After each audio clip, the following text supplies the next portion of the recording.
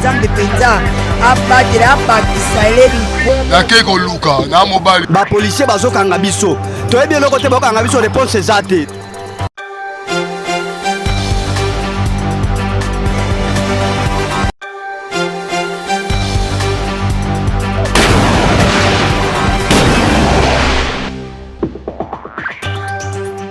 Merci pour la confiance, pour la fidélité. Yakoba qui nous a tellement belé à Kolanda Magfm édition.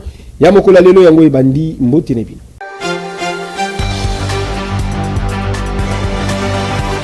La chambre basse ya parlement et c'est boye ba commission Ecofin babandi examen technique ya projet de loi modifiant et complétant loi numéro 14/005 il y a le 11 février 2014. Commission économique, financière et budgétaire Ecofin en sigle et Assemblée nationale Oyekumbamaka Epa honorable Guy Mafuta Kabongo Bantamaki examen technique et projet de loi modifiant et complétant loi numéro 14/005 il y a le 11 février 2014. À l'issue, il y a séance de travail monene Oyo et Longona ministre ya finance excellence Doudou Fwamba Oyo et Salamaki no objectif ya kota la malamu ba disposition ya réforme avant présentation ya rapport na plénière. Il a été question pour le ministre d'apporter des éclaircissements, des précisions à la suite du débat général qui a eu lors de la plénière dernière. Il avait certes répondu, maintenant au niveau beaucoup plus technique, il était important que le ministre fasse un condensé de la réforme en soi pour permettre aux députés membres de la commission Ecofin d'aller en profondeur, essayer d'amender et trouver les dispositions qui cadrent avec la réforme voulue. Concrètement, vous savez que le pays a accédé à des conventions assez importantes et même stratégiques, notamment avec les États-Unis. Et ces conventions-là exigent qu'au niveau interne, que certaines réformes soient faites pour notamment permettre à notre environnement fiscal douanier d'être en phase avec ce genre de réformes qui visent des grands investissements, des investissements structurants et très importants. Et donc, il est passé, il a donné les éléments de réponse. Nous, députés de l'Ecofin, nous sommes restés au sein de la commission pour analyser ligne par ligne, article par article, la pertinence de cette réforme et produire un résultat, un travail qui sera soumis à la sanction de la plénière. Au cours de la séance de travail, Oyo, ministre ya finance, excellence Doudou Fwamba, atalisaki ke révision Oyo et Zaliko Salama, n'évaluation ya cadre moko légal, Oyo et Bombi, ba convention pe ba partenariat, Oyo et Tchaki en évidence, ba disposition jugée conflictuelle pe préjudiciable na recette ya l'État. Abakisi ke texte Oyo et Zaliko s'inscrire na cadre d'engagement, Oyo Zomaki na République démocratique du Congo, na suite ya partenariat stratégique conclu, et Longona États-Unis d'Amérique notamment, pour améliorer le climat ya baffaire, peut attirer davantage d'investisseurs étrangers. Parmi les principales innovations, tout le monde qui intégration, il y a des projets stratégiques liés à la transition énergétique. Simplification, il y a remboursement, il y a TVA, création, il y a guichet unique, chargé pour nous coordonner. Perception, il y a des droits, des taxes, des impôts. Ici, la convention, des mécanismes fiscaux destinés pour nous renforcer la sécurité juridique, il y a des investisseurs. Et yo!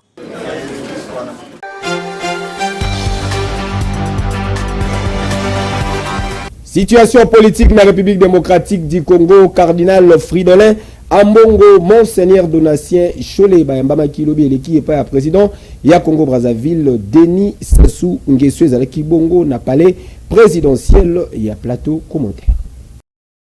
Situation politique et institutionnelle dans la République démocratique du Congo. Question ezalaki na menu. Il y a échange Oyo président de la République du Congo, son excellence Denis Sassou Nguesso, azwaki lobi eleki na pokwa na résidence du plateau elongo na Fridolin Ambongo, archevêque ya Kinshasa. Oyo azalaki accompagné na Monseigneur Donatien Cholé, secrétaire général pe porte-parole, ya conférence épiscopale nationale du Congo, Senko en sigle. Rencontre Oyo et Salamaki après Bokutani, ya Evariste Ndayishimiye, président ya Burundi, pe président en exercice ya Union africaine, na opposition ya République démocratique du Congo, pe ba principaux leaders religieux ya Mboka, na Bujumbura, et Ezali ko intervenir lisusu après visite de travail, ya ya président de la République, son excellence Félix Antoine Tshisekedi Tshilombo, na Brazzaville, Lobi Eleki.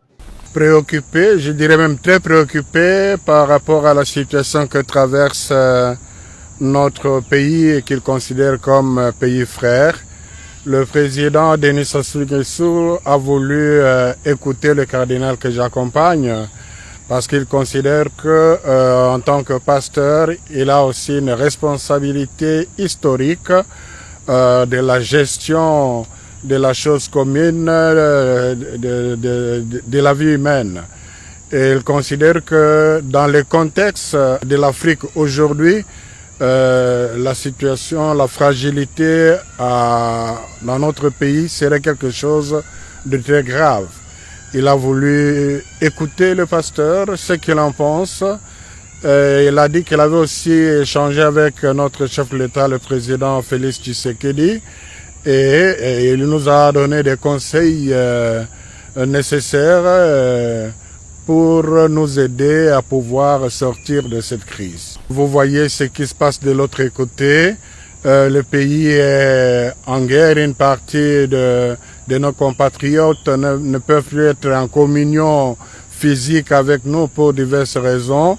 Les gens continuent à mourir sur le champ de bataille et c'est pas peu de choses. Et Sengeli Boye Bakeba Masolo et les Kaki Kitoko avec un pacte paix, idéologie toujours. Dossier à suivre.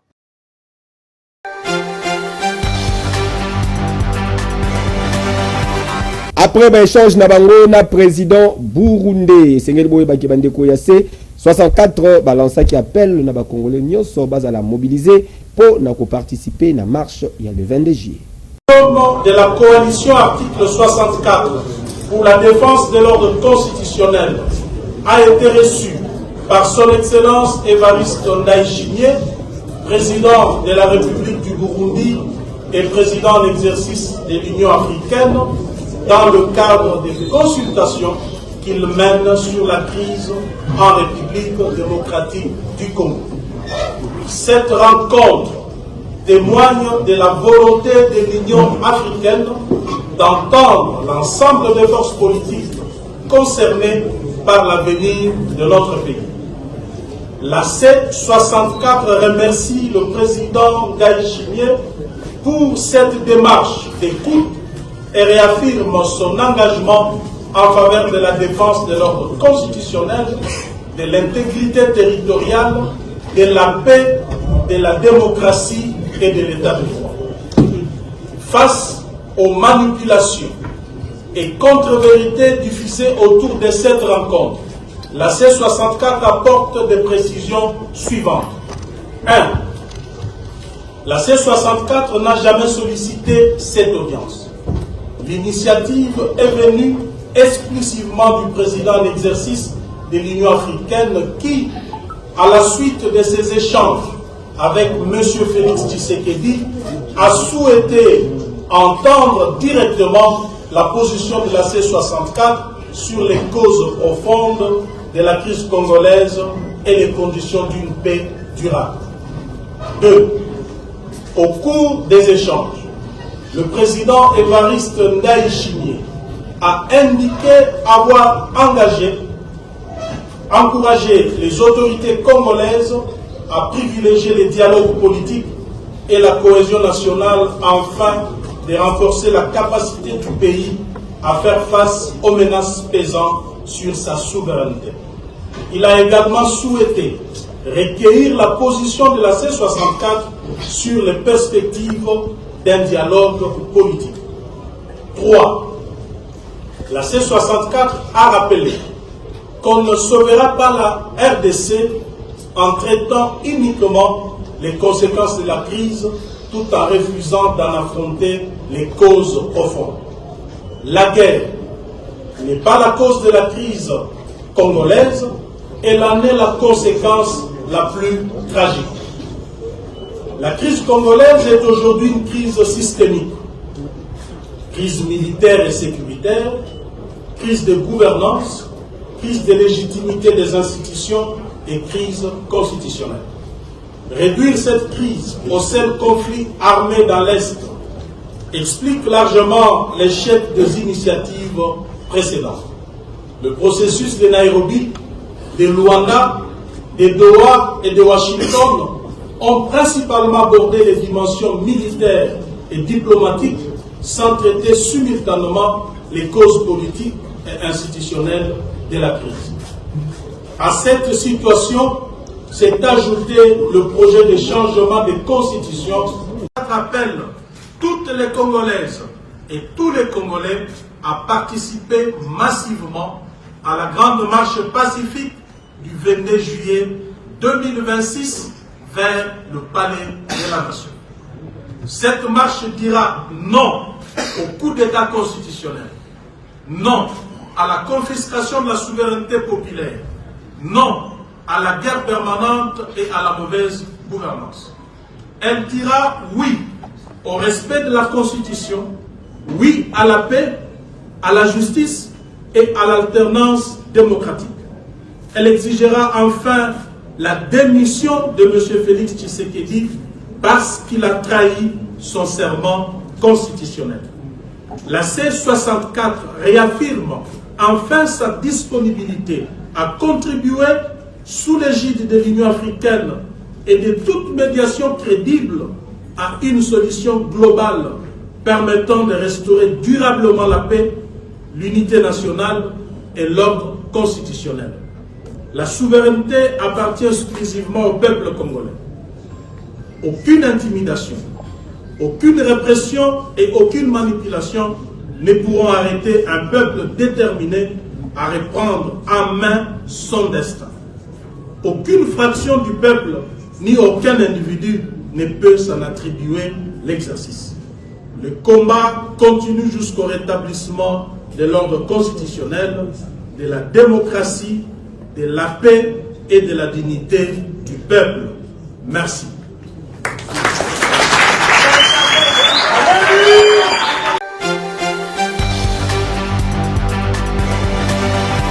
Construit sur fonds propres et honorablement Antoine Moussilwei, travaux de construction, il y a pont, il y a rivière Kalamoure, Kosangisa, quartier Ngafani Pe camping et commis na niveau nini, le bileki élu, il y a Selemba Ozalaki na terrain.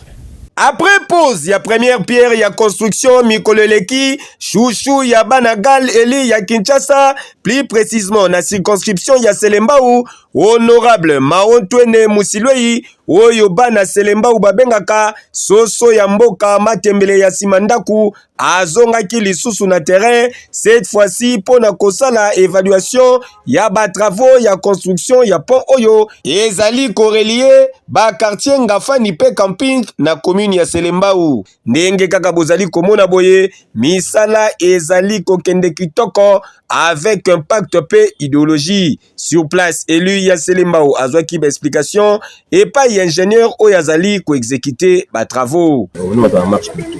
Partir à comme les colo pédale. Comme appelle les montants comme utilisent. Ezalaki pe occasion pour la population ba pesa merci mingi na molobeli na bango oyo lelo azali ko latisa ndoto na bango nzoto à travers réalisation ya pont oyo poko katisa awa ezalaki penza problème makasi surtout na tango ya bamvula awa batu badindaka na ndenge ya kosakana te. Ngai na koti a le 16 avril 1992 na kudi bakoti ko bana mike ba osakana kalamu o papa Mafulin Soni azali mwana na biso ya mabele na biso azoloba non clair papa mai oyo elie biso biloko ndako ya wana ekundama pona mai oyo eza mukete mai oyo eza munene soki mbule bandi tondimaki te tozwi valeur nzamba batela ye tokokatisa liso na mai te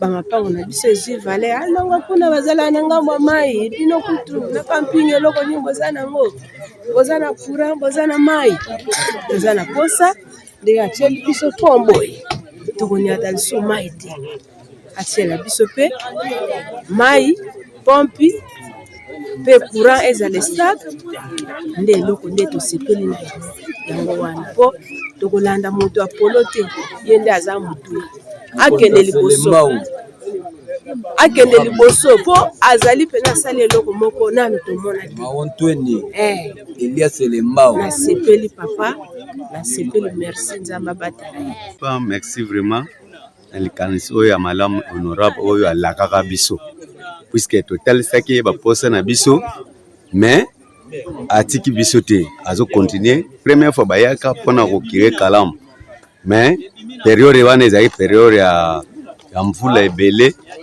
atuka esimbaki tosalaki ndamu etikalaki mpona mai fike banje ezindaki mais toprometaka ntango aye kopromete biso mpe totalelaki likambo ya pont en tout cas ezosala pont yango oyo ezomonana pont yango ezosalama yango wana tozosenga nzambe asunga ye asala mosala na ye ekontinue ntina suka atika biso te tala bamilie tozali ya makambo ebele eza oyo ezaki fale be esalama baprometaki biso likambo etali route oyo po ekende ti aveni maa Mobutu kuna ebima na 24 bon tozotala elanga yango ezokende tozomona réaction moko te mage batiki yango mais oyo ya pont en tout cas mosala ezosalama nzambe asunga ye atika biso te bazwa mpe problème etaleli kalamu po kalamu oyo ayaka aza na baérosion ebele kuna soki mvula ezonoka makasi ayaka na zelo ebele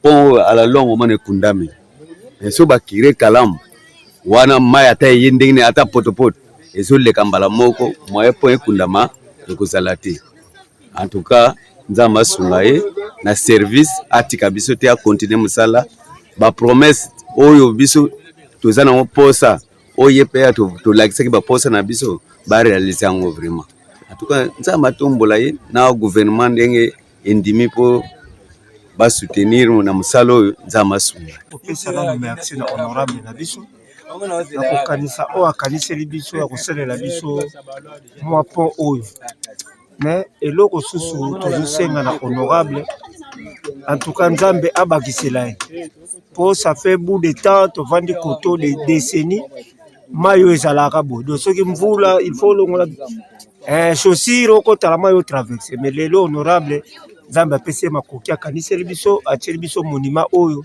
ekotikala libela biso oyana ya motuya atireka kalamu soki yete bandako nyonso tu mais eza te ekendaki banini soki yete biso bandako ekode bamai kuna bamai okomotoyakasa ndako na batire kalamu ekei c'est normal asa mosaboti asa mosana tala population ya commune ya Selembao balobi ya boye nanu ezala te batu balekana awa mbala na mbala batu ya ndenge na ndenge na ba promesse ya lukutati lelo lufunu eloko moko te salama kasi honorable Maontweni yango yo bamoni na misu ndenge kaka alakaki bango ndenge pe ezali kosalama po ya honorable Maontweni Musilwei erataka te erata jamais qui dit mieux que yo tambola na kimia lole mona yo ebate na yo majina ya kimokope esala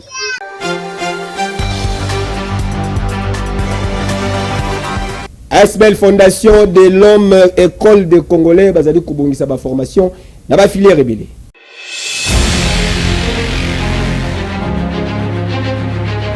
Ah oui, ozalaka na Congo Kinshasa yokelanga nanu eloko oyo olingaka ozala formé na ba domaine songolo pakala ozalaka na souci ya kokoma patron na yo moko occasion yango yo ASBEL Fondation Maison de l'Homme École de Congolais oyo ezali centre de formation professionnelle bapesi bino opportunité ya koyekola na ba filière ebele bazali kopesa ba formation na informatique na Word P Excel formation ya bagent d'accueil pe ya protocole formation ya bagent ya coiffure pe esthétique formation ya bagent ya peinture bâtiment pe décoration intérieure bakisa lisusu formation ya logiciel comptable Sage Plus Pay pona kotanga kaka wana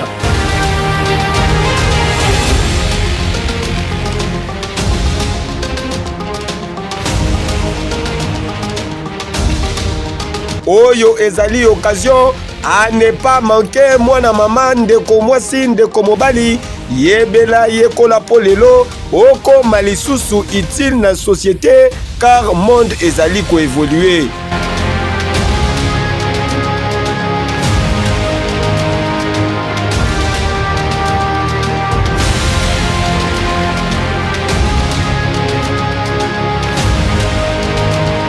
Ba adresse ici Yebana na numéro 377 avenue au Congo na commune ya Gombe, référence rond-point Kinmazière, pene ya GG Mart wana pe lisusu na commune ya Limete na 12e rue Poilou, soki okomi na Reizam oza mobimba.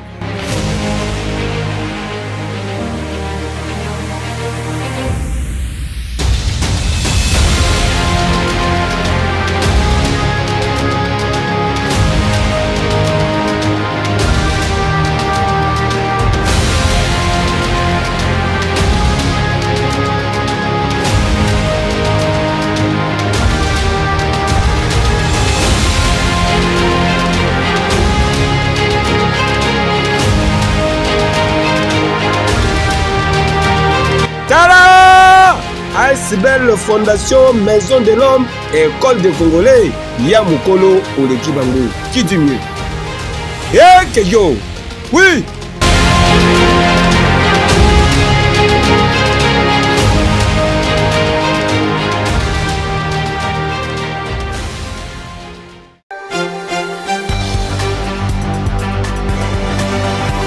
Assainissement ya ville province ya Kinshasa na kase na kombo moko trash pick-up. Kinshasa ozalaka na République démocratique du Congo yokelanga nanu eloko oyo kaka ndenge na yebisaka bino ke assainissement ya ville province ya Kinshasa eza na solution ndenge pe ezali kosalama. Solution yango eza se na kombo moko trash pick-up. Trash pick-up SRL entreprise ya mwana mboka Alain Bolela le Donald Trump congolais ezali na ba matériel ya solo pe ba personnel qualifié pour na kwasenir bandaku na bino, ba entreprise na bino, ba millennium sobovandi pe pour na évacuation ya ba déchets. Tout désormais ozalaka na ville province ya Kinshasa na kwa nyonso ozwami fini ba makambo ya kotimola mabulu na kati ya mapangu, fini ba makambo ya kobwaka matiti na balabala, esi la pona libela makambo ya kobelelaka matiti po tomoni biso nyonso makambo basali awa na Kinshasa non seulement ezali malamu te po na environnement na biso, ba santé na biso, kasi ezali pe kobebisa image ya mboka pe befort nyonso oyo bakonzi ya mboka bazali kofournir po na kozongisa Kinshasa na image dango ya kitoko Kin Label. Désormais, bo contacter Trash Pick-up. Banoko ozala na entreprise ONG, centre de santé, atabino batu ya ba supermarché, ba particulier kuna na bandaku, eza possible pe okoma partenaire ya Trash Pick-up. Tala! Na bakonzi ya mboka, gouverneur ya ville province ya Kinshasa, ministre provincial ya environnement, message ezali se moko, bo soutenir initiative ya mwana mboka, Alain Bolela na entreprise na ye, Trash Pick-up, po ezali ko s'inscrire toujours na logique ya programme ya Kinshasa ezobonga. Trash Pick-up, suka na boule, suka na idéologie. Hey, yo! Oui!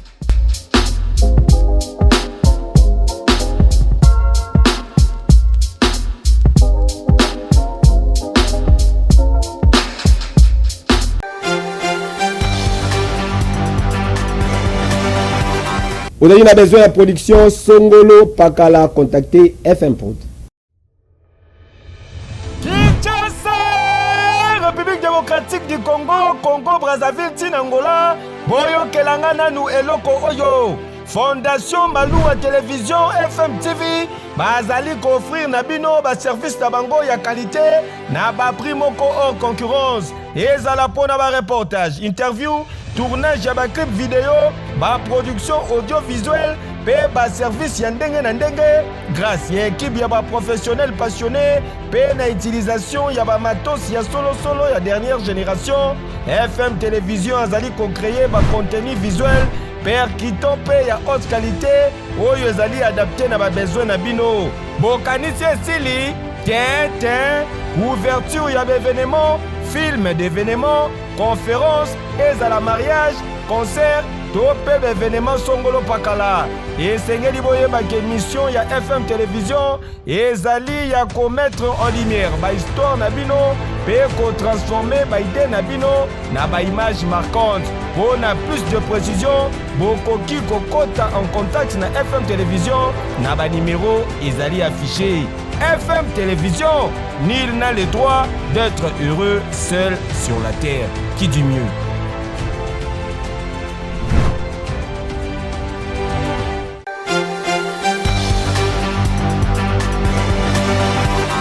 Union nationale des caméramans du Congo va organiser première assemblée générale ordinaire na bango kozalabongo dimanche 12 juillet au espace Amani na commune ya Kasavubu. Président ya UNCC mon mboka Merlin Kamalandwa abengi ba technicien nyonso ba participer massivement. UNCC notre métier, UNCC notre avenir, UNCC notre identité. Boyato Sola, pour l'avenir de notre métier et bâtir une profession forte, organisée et respectée. On dit que Moustapha Kameraman, déjà, si tu l'as déjà vu, nous sommes respectés aujourd'hui. Boya Soto, tu as un avenir vraiment forte, mais aussi avenir organisé. C'est 12 juillet 2026, na 14h juste na mani, pour notre assemblée générale. Il y a l'Ibosso, il y a année 2026, une assemblée générale ordinaire. Dans la carte, il faut un membre de l'UNCC posant la carte. La carte t'identifie et l'UNCC te localise. Donc, une seule date. Il y a pour tout ça, le monde, tout sur le membre à venir, il y a l'UNCC. On a la caméraman, on a la réalisateur, on a un monteur, on a la poste à s'adhérer comme caméraman. Voici l'occasion. Yaka, tout ça, on a besoin sur Longo. Soyez les bienvenus. Nalisangande Togolonga. Je suis UNCC, je suis patriote, je suis caméraman, je suis technicien. Nakozangate, c'est 12 juillet 2026 à 14h.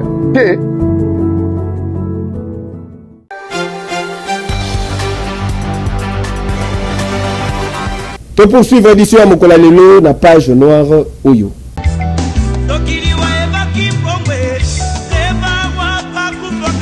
Bafamille Ntingi, Kifuta, Makelika, Bazali na Mawa, ya koyibisa na bandeko baninga pe bayeba na bango sango ya liwa ya grand-mère, mère, sœur, pende kuna bango, na kombo ya Ditina Ntingi Albertine, oya kufaki, depuis mokolo ya vendredi 26 juin eleki, na yango libota ebongisi programme ya matanga boye. Veille mortuaire ekosalama mokolo ya samedi 11 juillet na salle Ngilima oyo ezwami na commune ya Matete, référence station Kwenge arrêt Maman la Reine. Pe mokolo ya dimanche 12 juillet à partir ya ngonga ya 8h, levée du corps na morgue hôpital du Cinquantenaire pour na salle Ngilima suivi na recueillement, puis na ngonga ya 12h départ pour na cimetière Nécropole 2. Tika été molimo ya mama epema na kimia.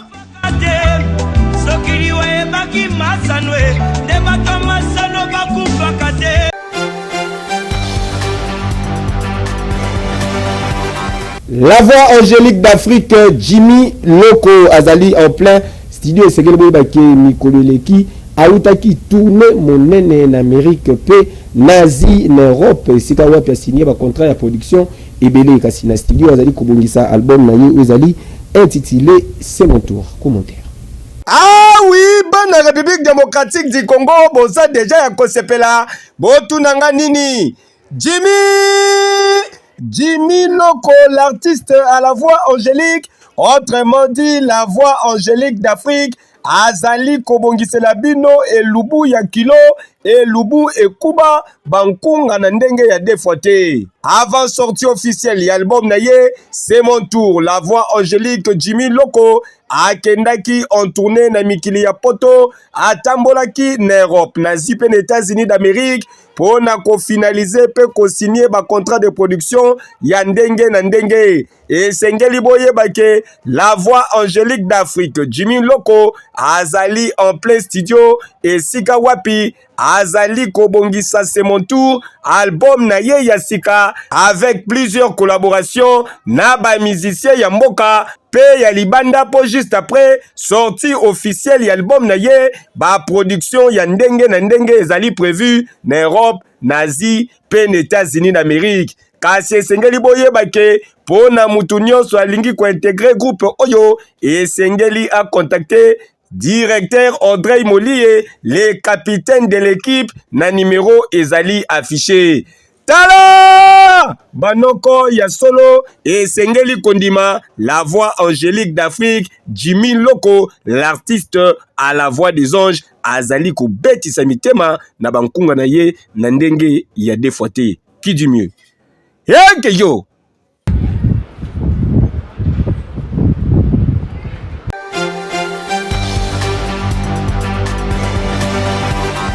Page Rose l'édition Yamokolo Alelo Botika.